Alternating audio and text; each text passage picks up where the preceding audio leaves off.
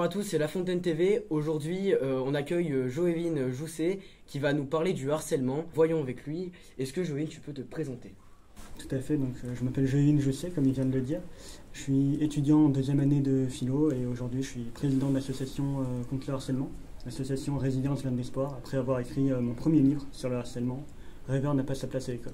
Alors, peux-tu nous expliquer ce qu'est le harcèlement et ce que tu as vécu?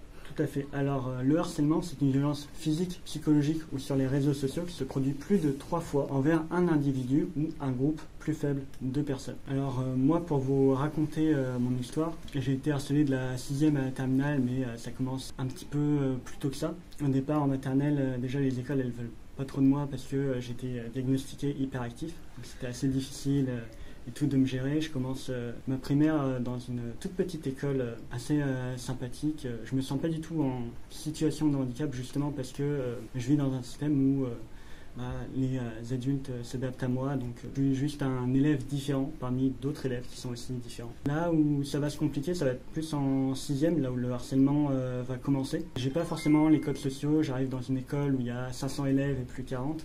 Donc c'est un petit peu plus difficile de faire sa place, etc. Le harcèlement va se présenter tout d'abord sous forme de rumeurs. On ne se prend pas directement à moi, on va surtout dire du mal de moi sur les côtés par rapport à mes cheveux longs, par rapport à ma manière d'articuler qui n'est pas forcément très bonne.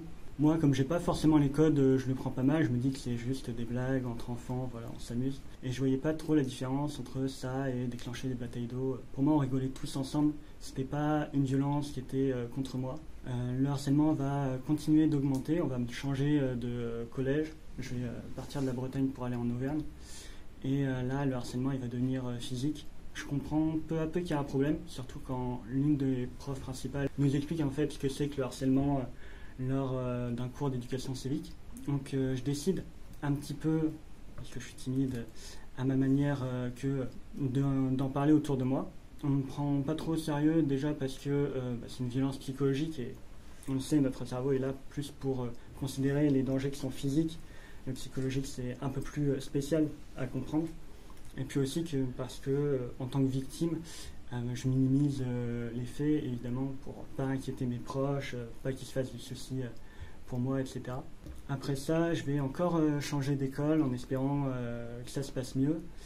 Je fais une année de 3e où je suis pas vraiment harcelé, mais disons que je suis plus un fantôme parce que les autres ne me considèrent pas. Quand j'essaye de leur parler, du coup, les gens ils s'en vont. Parce que je suis pas vraiment un humain entre guillemets à leurs yeux.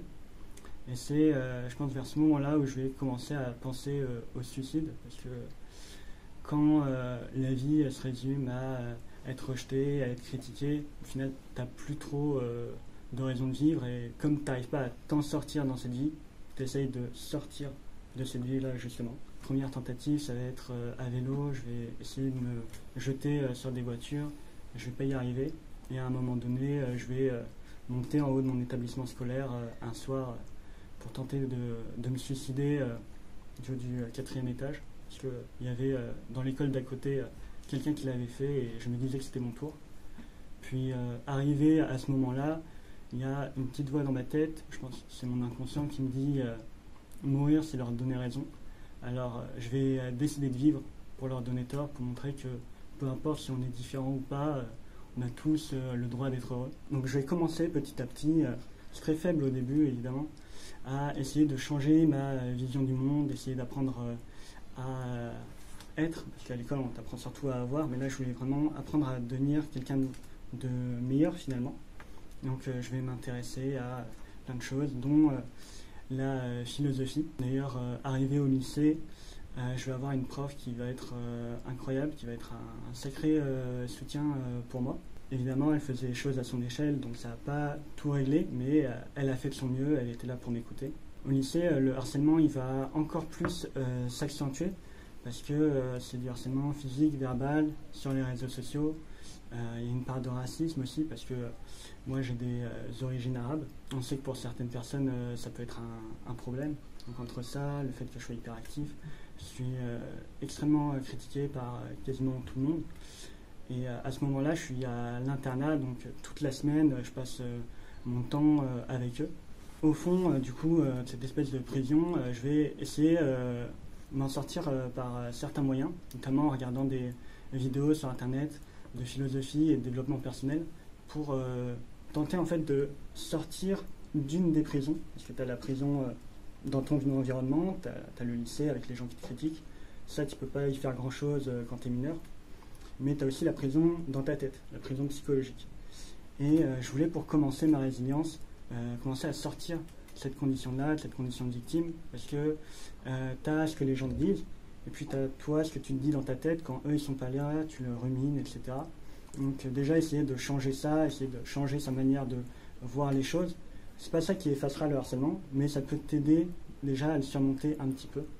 Je vais lire des livres comme les accords Toltec qui sont super importants. Et voilà, au fur et à mesure, essayer de continuer, même si je vais faire plusieurs TS après, à chaque fois il va y avoir des hauts et des bas, mais j'ai toujours essayé de pousser. Puis ensuite va arriver le Covid-19, qui pour beaucoup de monde ça a été un grand moment de dépression. Pour moi ça a plutôt été une libération, parce que c'était le moment où je sortais de cette phase où j'étais entouré que de mes harceleurs toute la journée, j'étais chez moi tranquille. Donc je me suis servi de cet événement comme d'une opportunité. Je savais qu'après j'allais aller à la fac et il fallait que les choses se passent différemment, il fallait que je change les choses. Donc j'ai décidé de prendre toutes mes journées pour essayer de gagner confiance en moi, essayer de sortir un petit peu de ma zone de confort. Déjà un petit peu avant, j'avais essayé, parce que très timide encore une fois, essayer de parler à des gens en dehors de l'école.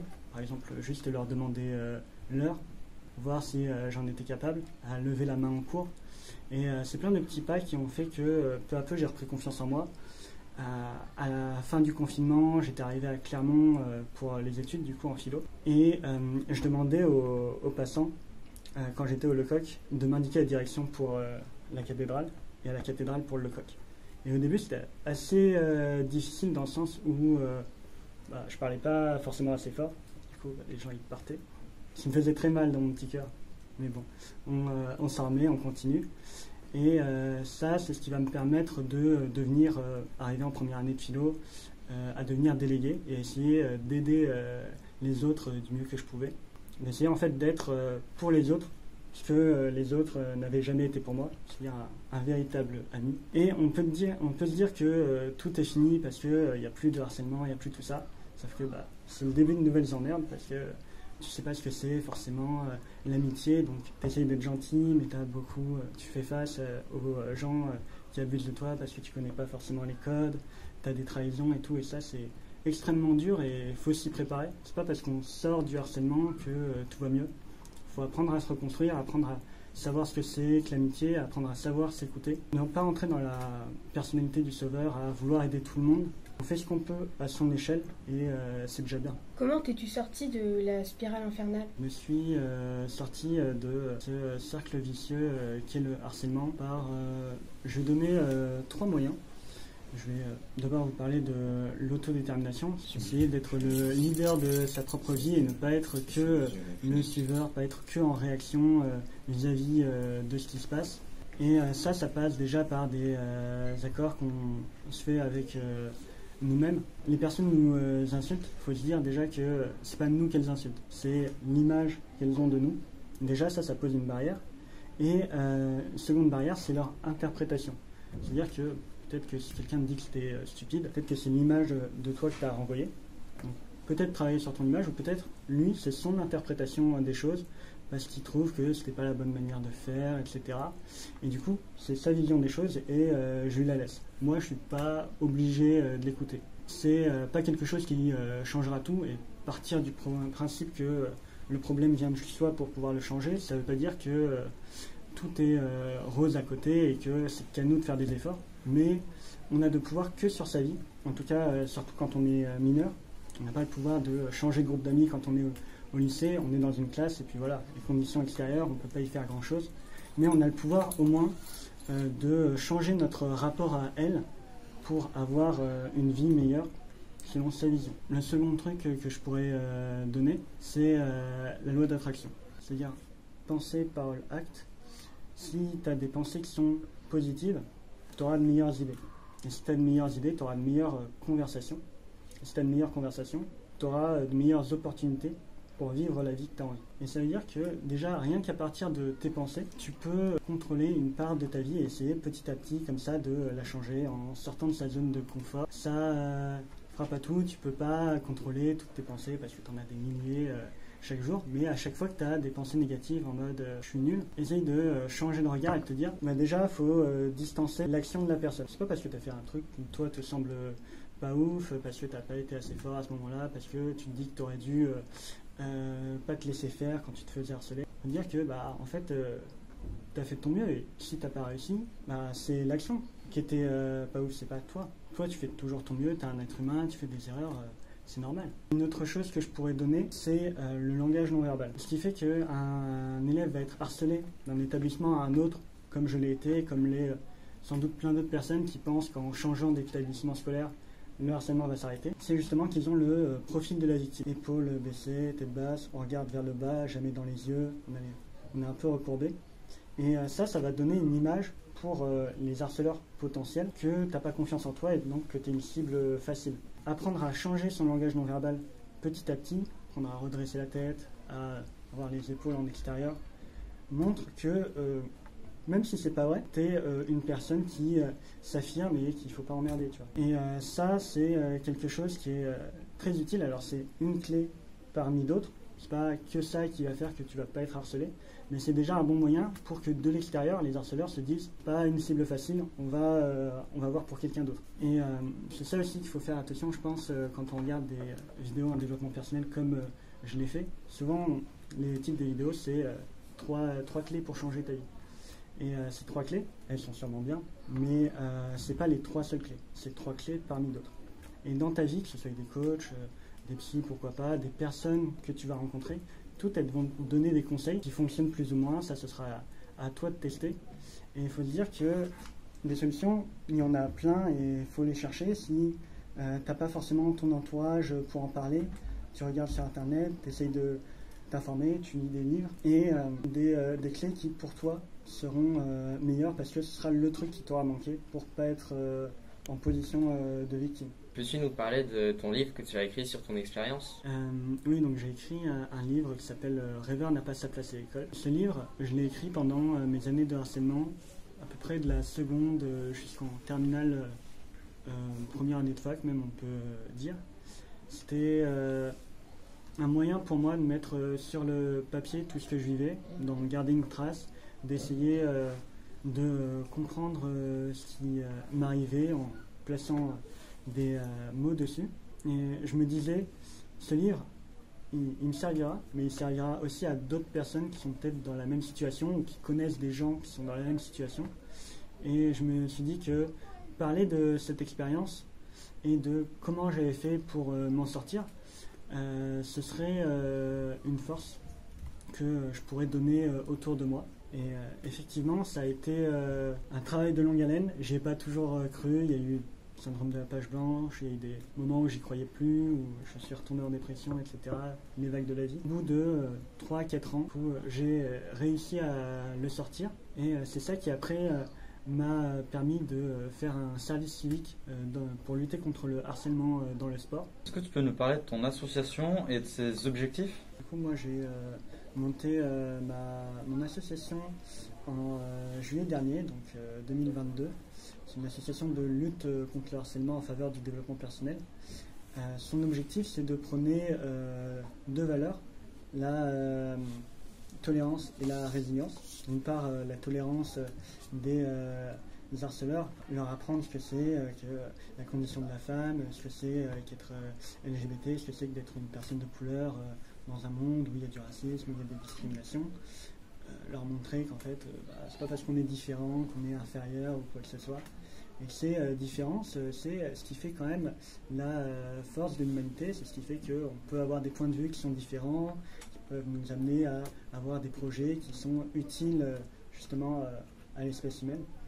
Et donc d'une autre part, la résilience des victimes, leur apprendre à avoir confiance en eux, à devenir le leader de leur propre vie pour pas lui qui se laisse marcher dessus et qui puisse se dire voilà, je suis là, je suis différent, je m'affirme, j'ai pas besoin d'être comme les autres pour être respecté, j'ai pas besoin de me conformer, juste je dois reprendre confiance en moi, je dois apprendre à être un petit peu plus charismatique en changeant mon langage non verbal, à faire ce que j'ai envie parce que c'est ce qui me plaît et c'est ça qui me rendra heureux. Donc voilà, ça c'est deux valeurs du coup qui s'inscrivent dans 3 voire 4 projets différents.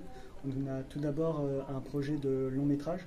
On veut faire un film sur le harcèlement qui est basé sur le livre. On l'a modifié un petit peu. Je vais vous en reparler plus en détail juste après. On a un projet d'album plus moyen terme sur le harcèlement. On veut aborder de manière différente cette question-là.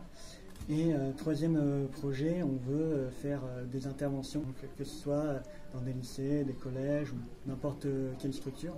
Nous, on est plus spécialisé dans le secondaire, mais s'il y a des associations, des entreprises qui veulent nous contacter, il n'y a pas de souci. Nous, on est là et on pourra aider. Alors, le long métrage, c'est le projet le plus gros de notre association, c'est ce qui nous prend le plus de temps. Ce qu'on veut avec ce film, du coup, c'est prôner la résilience et la tolérance.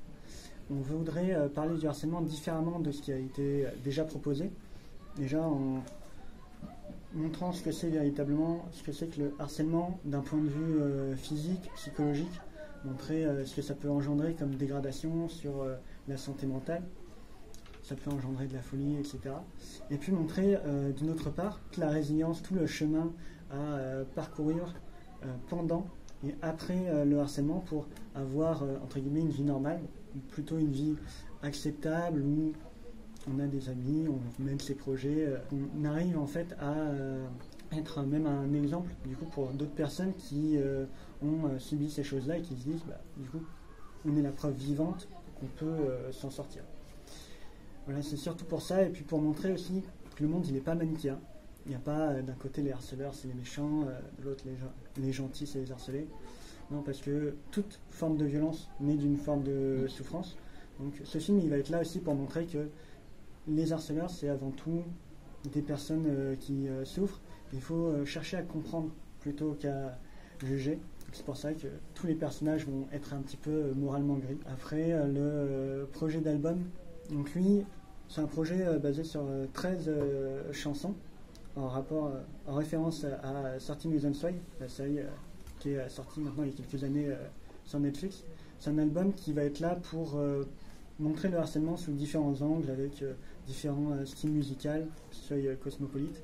C'est un projet qui se veut assez démocratique pour pousser du coup les jeunes qui ont été harcelés, qui ont été timides ou qui sont proches de la cause ou proches de la culture à monter un projet. Chacun y met de sa couleur, son énergie pour qu'on crée le projet ensemble et pour montrer que c'est pas parce qu'on a 16-20 ans qu'on peut rien faire et que on peut tous changer le monde à son échelle et le vécu même négatif qu'on a pu avoir peut devenir une force pour nous, une force d'avoir l'énergie de se battre pour des valeurs et pouvoir réaliser des choses qu'on n'aurait jamais cru possible avant. Qu'as-tu envie de dire aux personnes harcelées et aux harceleurs? Alors déjà aux personnes qui sont victimes de harcèlement, le plus gros conseil que je pourrais leur donner, c'est on vous dit souvent qu'il faut en parler. Après, on n'a pas toujours les personnes nécessaires autour de soi pour être écouté. On n'a pas forcément une famille qui nous comprend, on n'a pas forcément des profs qui connaissent ce que c'est. On n'est pas forcément à l'aise à aller voir un psy, puisque je peux comprendre. Du coup, il y a un numéro vert, il y a le 3020 bien sûr que vous pouvez contacter. Eux, c'est des professionnels, ils vous écouteront. Moi, c'est pas ce que j'ai fait, donc à titre personnel, c'est pas le conseil que je donnerais. Ils sont sûrement super, mais voilà. Si vous avez besoin d'être écouté, peu importe sinon vous disposez comme condition extérieure, une feuille et un stylo, ça suffit. Parce que ce qui est écrit n'est plus dans l'esprit et ça va vous permettre de placer des mots sur ce que vous avez vécu. Ça peut aussi constituer une preuve plus tard si vous avez envie de porter plainte. Ce sera un moyen pour vous de vous structurer, de vous dire que c'est pas vous nécessairement le problème et de voir aussi les changements qu'il y a pu y avoir, votre évolution, de vous dire voilà, ma situation à l'heure actuelle est moins pire que celle d'avant, ou au contraire, et du coup d'en parler. Le conseil que je donnerais aux harceleurs maintenant, je dirais que j'en donnerais deux. Déjà, premièrement, basique, L'humour, c'est quelque chose qu'on fait tous, je suis le premier à déconner, mais il doit se faire selon certaines conditions. Ce sont des conditions normalement évidentes, ce n'est pas toujours le cas pour tout le monde. Déjà, l'humour, c'est avec des amis à soi. C'est pas avec quelqu'un qu'on connaît pas, dont on ne sait pas s'il va bien interpréter ou pas. Quand c'est avec des personnes qu'on connaît, évidemment, dont on connaît les limites, dont on sait que telle blague va pas le blesser, c'est à faire de manière répartie.